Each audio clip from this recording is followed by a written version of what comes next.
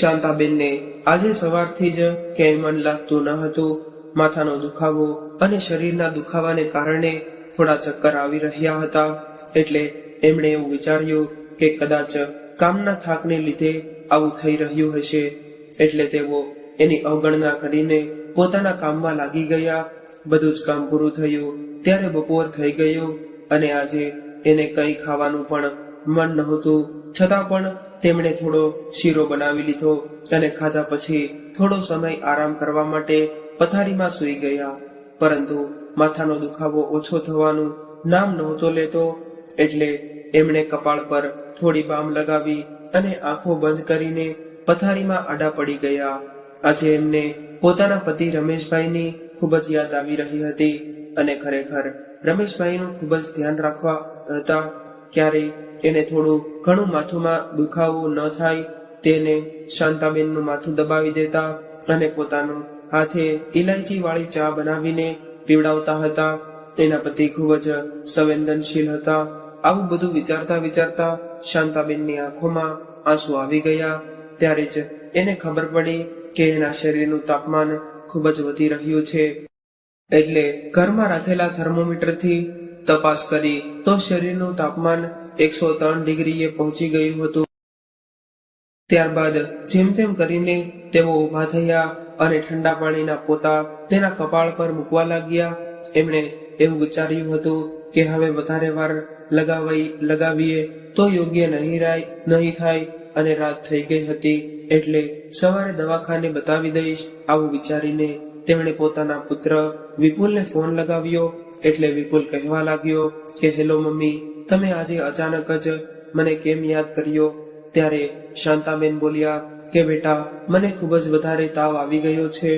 એટલે કદાચ તું આવી શકે તો અહીંયા આવીને મને કોઈ સારી હોસ્પિટલમાં દાખલ કરાવી દે.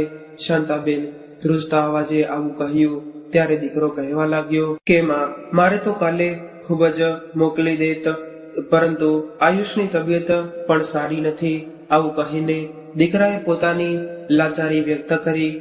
એટલે શાંતાબેન કહેવા લાગ્યા, અત્યારની મીટિંગ છે, કેટલાક મોટા ઓફિસરો આવવાના છે અને કદાચ હું આરતીને લાવ્યા કે બેટા કે તું શિવાનીને ફોન કરીને બોલાવી લેને.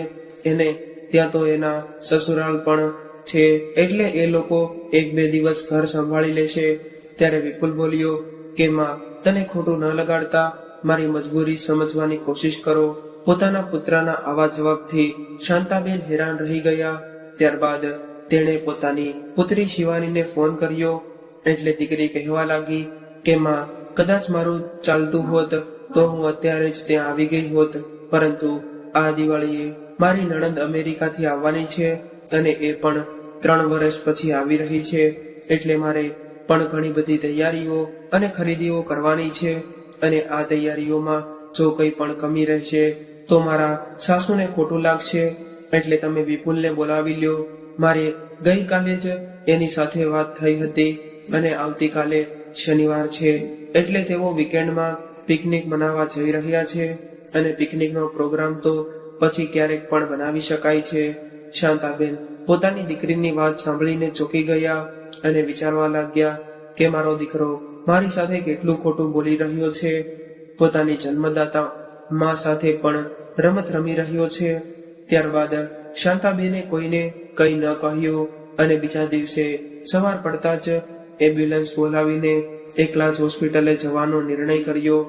એમની નોકરાણી રાધિકા સવારે વહેલા આવતી હતી, એટલે એની મદદથી શાંતાબેન અમુક જરૂરી વસ્તુઓ ભરીને બેગ લઈને હોસ્પિટલે જતા રહ્યા.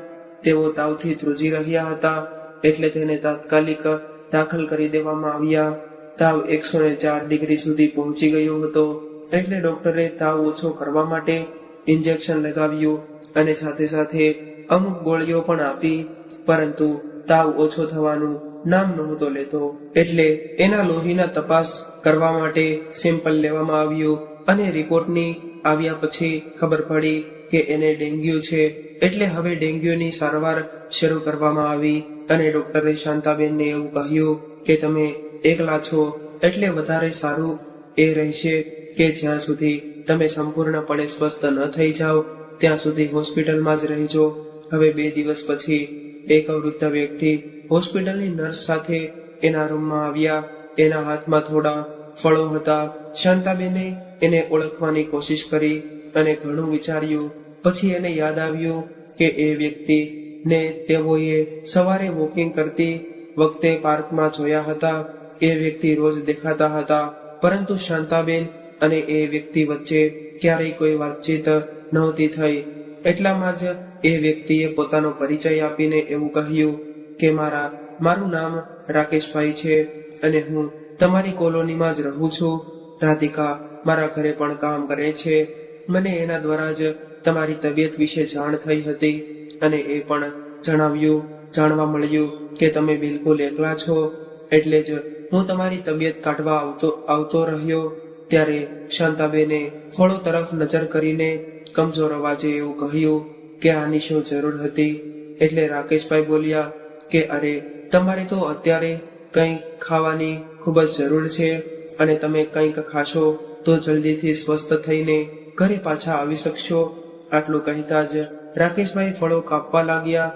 ત્યારે શાંતાબેન ખૂબ જ સંકોચ અનુભવી રહ્યા હતા, પરંતુ એ ચૂપચાપ હવે તો રોજ રાકેશભાઈને ખબર કાઢવા માટે દવાખાને આવી જતા અને પોતાની સાથે ફળો લાવવાનું ભૂલતા નહીં.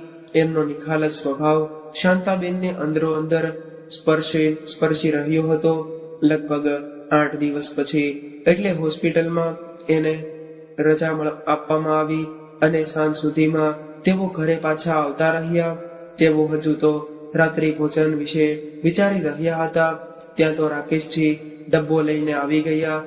એટલે શાંતાબેને કહ્યું કે તમે ખોટી તકલીફ ઉઠાવી રહ્યા છો, જાતે જ મારા માટે થોડી ખીચડી બનાવી લેત. ત્યારે રાકેશભાઈ ડબ્બો ખોલતા બોલી ઉઠ્યા કે અરે શાંતાજી, હું પણ આ ડબ્બામાં વઘારેલી ખીચડી જ લાવ્યો છું. તમે ખાઈને મને એ જણાવો કે ખીચડી કેવી બની છે અને તમને એ જણાવી દઉં કે આ ખીચડી બનાવતા પણ મને મારી પત્નીએ જ શીખવાડી હતી. મારી પત્ની કોઈ કામમાં ખૂબ જ નિપુણ હતી. એ ખીચડી જેવી સામાન્ય વસ્તુને પણ એક અનોખી વાનગીમાં બદલી નાખતી. આટલું કહેતા જ તેઓ ઉદાસ થઈ ગયા. આ દુનિયા છોડીને ગયેલી એની પત્નીની યાદો તાજી થઈ ગઈ હતી અને જીવનસાથીના છૂટા પડવાનું દુઃખ શાંતાબેન ખૂબ જ સારી રીતે જાણતા હતા. એટલે એમણે વાત બદલાવવા માટે તરત જ એવું પૂછ્યું કે રાકેશજી, તમારે કેટલા બાળકો છે અને ક્યાં રહે છે? એટલે રાકેશભાઈએ જવાબ આપ્યો કે મારે 2 પુત્રો છે અને એ બંને અત્યારે અમેરિકામાં રહે છે. ત્યારબાદ ઊભા થઈને કહેવા લાગ્યા કે હવે તમે આરામ કરો છો તો હું જાઉં છું. ત્યારે શાંતાબેનને એવું લાગ્યું કે મેં રાકેશજીની કોઈ દુઃખથી નસ પકડી લીધી છે, કેમ કે તેઓ પોતાના પુત્ર વિશે વધુ કંઈ કહેવા નહોતા માંગતા. હવે રાકેશજી વારંવાર શાંતાબેનના ઘરે આવવા લાગ્યા અને એ લોકો ક્યારેક સમાજની સમસ્યાઓ પણ ક્યારેક વર્તમાન પરિસ્થિતિ પર વાતો કરતા રહેતા, પરંતુ પોતપોતાના પરિવાર વિશે બંનેમાંથી કોઈએ ક્યારેય વાત ન કરી. એક દિવસ રાકેશભાઈ અને શાંતાબેન એક પારિવારિક સિરિયલ વિશે વાત કરી રહ્યા હતા, જેમાં એક સ્ત્રીનું પત્ની અને મા તરીકેનું ચરિત્ર રજૂ કરવામાં આવ્યું હતું. ત્યારે રાકેશજી અચાનક જ ભાવુક થઈ ગયા અને એમણે નીચા સ્વરમાં એવું કહ્યું કે મારી પત્ની કેસર પણ એક આદર્શ પત્ની અને મા હતી. પોતાના પતિ અને બાળકોનું સુખ એના જીવનથી પ્રથમ પ્રાથમિકતા હતું. એ પોતાના બાળકોની એક ખુશી માટે પોતાની હજારો ખુશીઓનું બલિદાન આપી દેતી. અમારા બંને પુત્રો અભ્યાસમાં ખૂબ જ હોશિયાર હતા. બંનેએ કોમ્પ્યુટરમાં ડિગ્રી મેળવી અને સોફ્ટવેર કંપનીમાં નોકરી કરવા લાગ્યા. મારી પત્નીના મનમાં વહુ લાવવાની ખૂબ જ ઈચ્છા હતી. એ પોતાના પુત્રો માટે પોતાના જેવી જ ગુણો ધરાવતી વહુ લાવવા માંગતી હતી, પરંતુ મોટા પુત્રએ પોતાની સાથે કામ કરવા વાળી એક એવી છોકરી સાથે પ્રેમ લગ્ન કરી લીધો કે જે મારી પત્નીના ધારા ધોરણો અનુરૂપ હતી નહીં. એટલે એને ખૂબ જ દુઃખ થયું અને રડવા લાગી. પરંતુ ધીમે ધીમે સમયની સાથે એના ઘા રૂંચાવા લાગ્યા. થોડા સમય પછી નાનો દીકરો પણ કંપની તરફથી અમેરિકા જઈ રહ્યો હતો અને જતી વખતે એણે એના પોતાની માને કહ્યું કે માં, તમે મારા માટે તમારી પસંદગી છોકરી શોધી રાખજો. હવે 1 વર્ષ પછી જ્યારે એ ભારત પાછો આવશે ત્યારે લગ્ન કરશે. પરંતુ અમેરિકાના વાતાવરણમાં એ એટલો ડૂબી ગયો કે એણે ત્યાં જ રહેવાનો નિર્ણય કરી લીધો અને ત્યાંની નાગરિકતા મેળવવા માટે એક અમેરિકન છોકરી સાથે લગ્ન કરી લીધા. અમારા બંને દીકરાના આવી રીતે લગ્ન થવાથી મારી પત્નીની બધી જ ઈચ્છાઓ ધૂળમાં ફેરવાઈ ગઈ. એ સંપૂર્ણપણે ખામોશ થઈ ગઈ અને એટલી એકલી એની અંદરના દર્દની વેદના અનુભવી રહી હતી. એનું પરિણામ એ આવ્યું કે એ બીમાર પડી ગઈ અને એક દિવસ મને એનું યાદોના સહારે છોડીને આ દુનિયામાંથી જતી રહી. આટલું કહેતા જ રાકેશભાઈનું ગળું ભરાવા આવ્યું અને શાંતાબેનની આંખો પણ ભીની થવા લાગી. ત્યારે ભીની આંખોએ બોલી ઉઠ્યા કે કોણ જાણે કેમ, પરંતુ આજકાલના સંતાનો પોતાના માતા પિતાના સપનાની સમાધિ પર પોતાના પ્રેમનો માહોલ બનાવવા માંગે છે. ત્યાર પછી એમણે રસોડા તરફ વળીને કહ્યું કે હું હમણાં જ તમારા માટે મસાલાવાળી ચા બનાવીને લાવું છું. આજે મગની દાળ સવારથી જ પલાળીને રાખી છે, એટલે તમે મારા હાથે બનેલા દાળ વડા ખાઈને જણાવજો કે કેસરજીના હાથ જેવો સ્વાદ છે કે નહીં. આવું સાંભળીને રાકેશજીના ઉદાસ ચહેરા પર સ્મિતની આછી રેખા દેખાવા લાગી. થોડી વારમાં જ શાંતાબેન ગરમા ગરમ ચા અને દાળ વડા લઈને આવી ગયા. ચાનો એક ઘૂંટડો પિતાની સાથે રાકેશભાઈએ કહ્યું કે ચા તો ખૂબ જ સ્વાદિષ્ટ બની છે, ખરેખર મજા આવી ગઈ. ત્યારે શાંતાબેને જવાબ આપીને કહ્યું કે વાસ્તવમાં આવી ચા મારા પતિને ખૂબ જ પસંદ હતી અને આવી ચા બનાવવા માટે હું પોતે જ મારા હાથે પીસીને મસાલા તૈયાર કરતી હતી. બજારનો રેડીમેડ મસાલો એને પસંદ નહોતો અને પોતાના પતિનો ઉલ્લેખ કરતા કરતા શાંતાજીની ભાવનાઓનું પૂર રહેવા લાગ્યું અને તે ભાવનાત્મક રીતે બોલી ઉઠ્યા કે મારા પતિ અને મારા વચ્ચે ખૂબ જ સારી પરસ્પર સમજણ હતી. તેમણે મને હંમેશા પ્રતિકૂળ સંજોગોમાં સ્થિર રાખી હતી અને અમારા લગ્ન જીવનને પ્રેમ અને વિશ્વાસના સોય દોરાથી સીવ્યું હતું. પરંતુ નિયતિને અમારી આ ખુશી પસંદ આવી નહીં અને માત્ર 35 વર્ષની ઉંમરે એમનું અવસાન થઈ ગયું. ત્યારે વિપુલ 7 વર્ષનો અને શિવાની 5 વર્ષની હતી. પરંતુ મેં મારા બાળકોને એના પિતાની ગેરહાજરીનો અહેસાસ ક્યારેય ન થવા દીધો. હું એને ખૂબ જ લાડ પ્રેમ આપતી હતી. અત્યારે મારો દીકરો વિપુલ બેંકમાં અધિકારી છે અને એની પત્ની આરતી કોલેજમાં પ્રોફેસર છે અને દીકરી શિવાનીનો પતિ એન્જિનિયર છે અને એ લોકો પણ આ જ શહેરમાં રહે છે. એમને એક પુત્રી પણ છે અને નિવૃત્ત થયા પછી હું ફ્રી હતી, એટલે જ્યારે પણ જરૂર પડે ત્યારે વિપુલ અને શિવાની મને બોલાવતા હતા. પરંતુ પોતાનું કામ થઈ ગયા બાદ એ બંનેના વર્તનમાં મને સ્વાર્થીની ગંધ આવવા લાગી હતી. એટલે હું મારા મનને સમજાવીને આશ્વાસન આપતી કે આ મારો ભ્રમ છે, પરંતુ સચ્ચાઈ તો ક્યારેય ને ક્યારેય પ્રગટ થઈ જાય છે. આ વાતને સમયની છે. જ્યારે આરતી ફરીથી ગર્ભવતી થઈ હતી ત્યારે મારે એ લોકોના ઘરે થોડા મહિના માટે રહેવું પડ્યું હતું. એક દિવસ વિપુલે મને એવું કહ્યું કે મમ્મી, તમારા હાથનો બનેલો ગાજરનો હલવો ખાધો એને ઘણા દિવસો થઈ ગયા છે. આરતીને તો બનાવતા જ નથી આવડતો. એટલે મેં ઉત્સાહમાં આવીને બીજા દિવસે જ મારા દીકરા માટે હલવો તૈયાર કર્યો અને હું મારા હાથના દુખાવાથી પરેશાન હતી. પરંતુ વિપુલનો હવે રોજ નવી નવી વાનગીઓથી ફરમાઈશ કરવા લાગ્યો હતો અને હું મારા પુત્ર પ્રેમમાં રોજ નવી નવી સ્વાદિષ્ટ વાનગીઓ બનાવતી રહેતી અને મારો દીકરો અને વહુ મારા વખાણ કરતા રહેતા. પરંતુ મને એ ખબર ન હતી કે મારો દીકરો અને વહુ પ્રસન્નનું મધ ચાટીને મારા શરીરનું શોષણ કરી રહ્યા છે. એક દિવસ રાતે હું દહીં જમાવવાનું ભૂલી ગઈ હતી અને અચાનક મારી ઊંઘ ઉડી ગઈ. ત્યારે મને યાદ આવ્યું, એટલે હું રસોડા તરફ જવા લાગી. ત્યારે મને વહુનો અવાજ સંભળાયો અને એ વિપુલને એવું કહેતી હતી કે મમ્મી કાયમ માટે અહીંયા રહી જાય તો કેટલું સારું થઈ જાય, કેમ કે મમ્મી અહીંયા હશે તો મને કોલેજમાંથી ઘરે આવ્યા બાદ ગરમા ગરમ સ્વાદિષ્ટ ભોજન તૈયાર મળશે, અને કદાચ આપણે ક્યારેક પાર્ટી રાખવાની હોય તો તમારે પણ હોટલમાંથી ખાવાનું નહીં મંગાવવું પડે અને બાળકોનું પણ ધ્યાન રાખશે. ત્યારે વિપુલે કહ્યું કે આરતી, તારી વાત બિલકુલ સાચી છે, પરંતુ બેડરૂમના આ નાનકડા ફ્લેટમાં આ બધું કેવી રીતે થઈ શકશે? એટલે વહુએ ખૂબ જ ચતુરાઈ ભર્યા સ્વરમાં જવાબ આપ્યો કે એનો ઉપાય પણ મેં વિચારી લીધો છે કે જો મમ્મી એવું ઘર વેચી નાખે અને તમે બેંકમાંથી થોડી લોન લઈ લે તો આપણે 3 રૂમનો ફ્લેટ ખરીદી શકશું. ત્યારે વિપુલે થોડો વિચાર કરીને એવું કહ્યું કે વાહ આરતી, તારી બુદ્ધિને સલામ કરવી પડશે. સારું આરતી, હું યોગ્ય સમયે મમ્મી સાથે વાત કરીશ.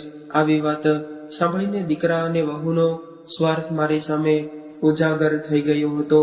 એટલે હું વિચારવા લાગી કે હવે હું વિધવા તો થઈ ચૂકી છું, પરંતુ ક્યાંક આ લોકો મને ઘર વગરની ન કરી મૂકે. આવું વિચારીને 2 દિવસ બાદ હું મારા ઘરે આવતી રહી અને મારી દીકરી શિવાની પણ એવી જ હાલત હતી. એ પણ મારા મકાન પર નજર રાખીને બેઠી હતી. મેં મારા બાળકોને ખૂબ જ મહેનત કરીને મુશ્કેલીથી ભણાવ્યા ગણાવ્યા અને એના લગ્ન કરાવ્યા હતા, અને આ મકાન તો મેં અને મારા પતિએ ખૂબ જ ઉત્સાહથી ખૂબ જ પરિશ્રમ કરીને બનાવ્યું હતું.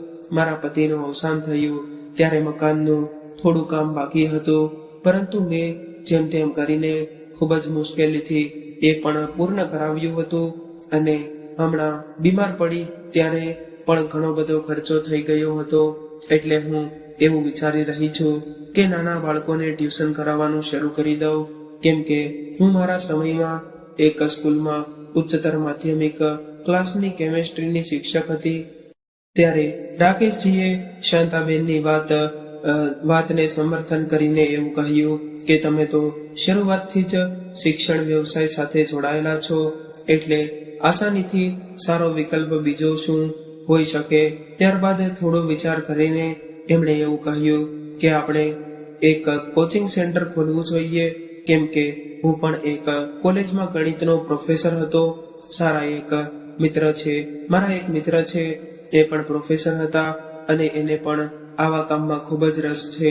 એટલે આપણે આપણા સમયનો સદુપયોગ કરવો જોઈએ. આવું કરવાથી તમને પણ સહકાર મળી જશે. આપણે આપણા કોચિંગ સેન્ટરનું નામ શાંતિ કોચિંગ સેન્ટર રાખીશું, કારણ કે આની શરૂઆત કરવાની પહેલ તમે કરી છે. આવું સાંભળતાની શાંતાબેન ઉત્સાહથી ભરાઈ ગયા અને બોલી ઉઠ્યા કે 2-3 શાળાઓના આચાર્યને હું ઓળખું છું, એટલે હું આવતીકાલે જઈને મળી લઈશ અને શાળાઓના નોટિસ બોર્ડ પર જાહેરાત લગાવી દઈશ. ત્યારે રાકેશભાઈ પણ રાજી ખુશીથી તૈયાર થઈ ગયા અને ટ્યુશનમાં એના આવવા વિચારે સાકાર રૂપ લઈ લીધું. અને હવે તો રાકેશજી તો રોજ શાંતાબેનના ઘરે આવવા લાગ્યા.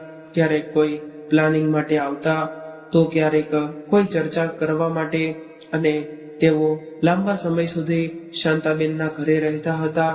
અને આમ પણ કોચિંગ ક્લાસ પણ શાંતાબેનના ઘરે જ ચાલતું હતું. અને હવે રોજ રોજ સાથે રહેવાથી શાંતાબેન અને રાકેશજીના દિલમાં આકર્ષણને બીજે અંકુર થવા લાગ્યા અને વર્ષોથી નિષ્ક્રિય રહેલી ઈચ્છાઓ વળાંક લેવા માંડી અને એમની અંદર પોતાનાપણાનો ઉભરો આવવા લાગ્યો. અને અંતે તેઓએ બંનેને રાજી ખુશીથી હમસફર બનવાનો નિર્ણય લીધો. અને આવી વાતો પણ ક્યાં છુપાયેલી રહે. આવી વાતો સાંભળીને મોહલ્લાવાળા એની પીઠ પાછળ શાંતાબેન અને રાકેશભાઈની મજાક ઉડાડવા લાગ્યા અને તેઓ ખૂબ જ રસ લઈને ઉલટી સીધી વાતો કરવા લાગ્યા. હવે તો જેમ જેમ આ વાતને પાંખો મળી એમ ફેલાવા લાગી અને આ વાત શાંતાબેનના દીકરા અને દીકરીના કોને પણ પહોંચી ગઈ. એટલે એક દિવસ એ બંને ગુસ્સાથી લાલચોળ થઈને શાંતાબેન પાસે આવ્યા અને ગુસ્સો કરીને કહેવા લાગ્યા કે મમ્મી, અમે લોકો શું સાંભળી રહ્યા છીએ? શું આ ઉંમરે તમે લગ્ન કરવાનું વિચારી રહ્યા છો? અરે જરાક શરમ કરો. તો આ ઉંમરે તમે આવું કરશો તો અમારું નાક કપાઈ જશે અને તમને અમારી ઇજ્જતની કોઈ પણ પરવા નથી. મમ્મી, આ ઉંમરે તમે આવું કરશો તો આપણો સમાજ અને સંબંધીઓ કેવું વિચારશે? ત્યારે શાંતાબેને જરા પણ પરેશાન થયા વગર વળતો પ્રવાહ કરીને જવાબ આપ્યો અને કહેવા લાગ્યા કે દીકરા, તમે લોકોએ એવું ક્યારેય વિચાર્યું છે કે હું પણ તમારી જેમ જ સંવેદનાઓથી ભરાયેલી એક જીવંત સ્ત્રી છું? મારી નસોમાં પણ લોહી વહે છે. જિંદગીની મધુર ધૂન વચ્ચે શું તમે લોકોએ ક્યારે એવું વિચાર્યું છે કે એકલતા નો સન્નાટો કેટલો પીડાદાયક હોય છે? બેટા, વૃદ્ધાવસ્થા તો એ એક ઝાડ જેવી હોય છે જે ઉપરથી ભલે લીલું ન દેખાતું હોય, પરંતુ એના થડમાં ભીનાશ હોય છે.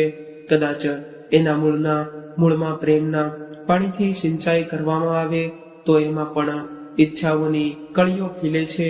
જ્યારે તમારા પપ્પાએ આ દુનિયા છોડી હતી ત્યારે અચાનક જ મને એવું લાગ્યું હતું કે મારા જીવનમાં પાનખર ઋતુ આવી ગઈ છે અને મારા જીવનના તમામ રંગો બેરંગ થઈ ગયા છે.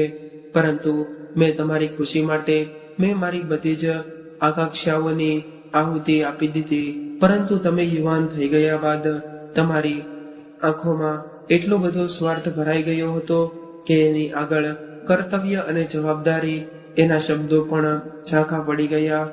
ત્યારે મારી તબિયત ખરાબ થઈ અને મેં તમને અહીંયા બોલાવી લીધા હતા. ત્યારે તમે બંનેએ પોતપોતાની મજબૂરી જણાવીને હાથ ખખેરી નાખ્યા હતા. આવા કપરા અને મુશ્કેલ સમયમાં રાકેશજીએ હમદર્દ વ્યક્તિ રૂપમાં મારી સામે આવ્યા. એમણે મારું મનોબળ વધાર્યું અને મને માનસિક રીતે ટેકો આપ્યો અને એ માત્ર મારા દર્દ દુઃખ ના જ નહીં પરંતુ ભાવનાઓના પણ સાથી બન્યા. એટલે હવે હું એને મારા જીવન સાથીના રૂપમાં સ્વીકારીને એક નવું જીવન શરૂ કરવા જઈ રહી છું. આવું સાંભળીને વિપુલ અને શિવાનીને આત્મલાગણીઓનો બોધ થયો. એટલે તેઓ પસ્તાવા ભર્યા સ્વરમાં બોલી ઉઠ્યા કે મમ્મી, આજે તમે અમારી આંખો ખોલીને અમને અમારી ભૂલનો અહેસાસ કરાવ્યો છે. અને જીવન એક ખૂબ જ મોટા સત્યનો પણ અહેસાસ કરાવ્યો છે કે માનું હૃદય ખૂબ જ વિશાળ હોય છે. એટલે કૃપા કરીને અમારી ભૂલ માટે અમને માફ કરજો. હવે અમે એવું ચાહીએ છીએ કે તમે તમારા જીવનમાં હંમેશા ખુશ રહો.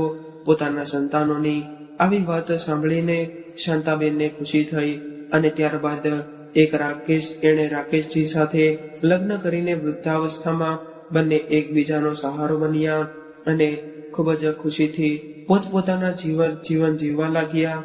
તો મિત્રો, આજની આ વાર્તા તમને કેવી લાગી કોમેન્ટ કરીને જરૂરથી જણાવજો. અને પસંદ આવી હોય તો વિડીયોને લાઈક, શેર અને નવા હોય તો ચેનલને સબસ્ક્રાઈબ જરૂરથી કરજો.